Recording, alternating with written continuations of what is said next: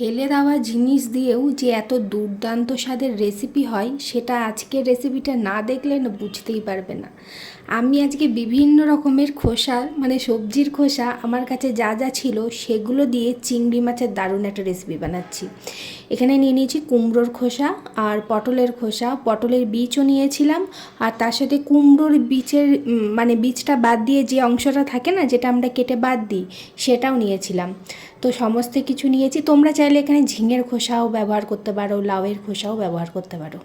তারপরে একটা বড় মতন পেঁয়াজকে আমি কেটে নিয়েছি।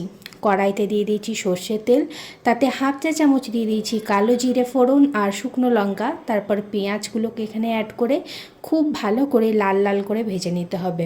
এই রেসিপিটা মানে যেটা আজকে তোমাদের সাথে শেয়ার করছি, এর টেস্টটা এত ভালো হয় না, মানে তোমরা যদি বানিয়ে খাও তোমরা সবজির খোসা আর কোনো দিন ফেলবে না, সত্যি বলছি, বিশ্বাস করো, একবার বানিয়ে দেখো এটা।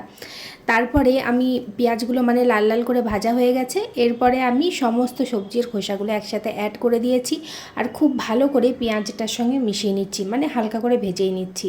তারপরে দিয়ে দিয়েছি নুন, হলুদ আর অল্প একটু চিনি টেস্টটাকে ব্যালেন্স করার জন্য। নুনটা কিন্তু এখানে একটু কম পরিমাণে দেবে, কেননা এটা তো আমরা আবার পরে বাটবো, বেটে আবার এটাকে রান্না করা হবে, তো তখন এটা কোয়ান্টিটিটা কমে যাবে, তাহলে কিন্তু নুন নুন হয়ে যাবে জিনিসটা। তো সমস্ত কিছু মিশিয়ে নেওয়ার পর আমার কাছে ধনে পাতা যে ডাঁটগুলো ছিল সেইগুলো এখানে অ্যাড করে দিয়েছি আর দিয়ে দিয়েছি কাঁচা লঙ্কা। এই বাটাটা না একটু ঝাল ঝাল খেতেই বেশি ভালো লাগে, তবে তোমরা যদি আরও কাঁচা লঙ্কা বা শুকনো লঙ্কা অ্যাড করতে চাও সেক্ষেত্রে তোমরা অ্যাড করতেই পারো। আমি খুব একটা মানে ঝাল খেতে পছন্দ না, মানে খেতে পারি না আর কি, সেই জন্য আমি কমই কাঁচা লঙ্কা অ্যাড করেছি। এরপর সমস্ত কিছুকে 5 মিনিট ধরে আরও নেড়ে নিয়েছিলাম মিডিয়াম ফ্লেমে। তারপর গ্যাসের ফ্লেমটা অফ করে মিক্সচার জারে সমস্ত কিছু অ্যাড করে ওটার একটা মিহি পেস্ট আমি তৈরি করে নিয়েছি। আর অন্যদিকে কড়াইতে আরও 1 টেবিল চামচ আমি তেল দিয়ে দিয়েছি, তাতে দিয়ে দিয়েছি চিংড়ি মাছগুলো অল্প নুন আর হলুদ মাখিয়ে নিয়েছিলাম। তারপরে হালকা করে ভেজে নেব, খুব বেশি কড়া করে ভাজার কিন্তু দরকার নেই। এদিকে চিংড়ি মাছগুলো ভাজা হয়ে গেছে, এবার চিংড়ি মাছগুলোকে একে একে একটা বাটির মধ্যে তুলে নেব। তারপরে ওই তেলেই দিয়ে দিচ্ছি একটু রসুন ফোড়ন। আমি 4টে মতন রসুনের কোয়া নিয়েছি আর তাতে মানে সেইগুলোকে একটুখানি থেতো করে দিয়েছি। তারপরে রসুনটা হালকা ভেজে নেব, যখন একটা সুন্দর গন্ধ আসবে তখন ওই বেটে রাখা যে খোসার পেস্টটা সেইটা এখানে অ্যাড করে দিতে হবে।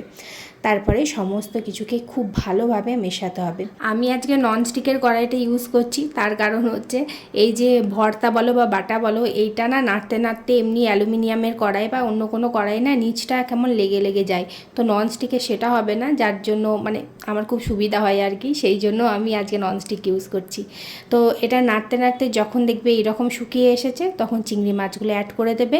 তারপরেও আরও নেড়ে যাবে যতক্ষণ না এটা একদম কড়াই ছেড়ে দিচ্ছে আর শুকনো হয়ে আসছে।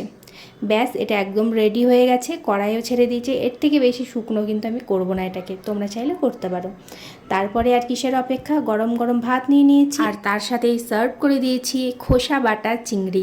তোমরা যদি সর্ষের তেলে ঝাঁঝ পছন্দ করো উপর থেকে একটুখানি কাঁচা সর্ষের তেল দিয়ে দিতে পারো, আমার একদম পছন্দ না তাই আমি দিই। টেস্টটা জাস্ট অসাধারণ হয়েছিল। ভিডিও ভালো লাগলেই অবশ্যই লাইক কমেন্ট শেয়ার করে দিও কিন্তু।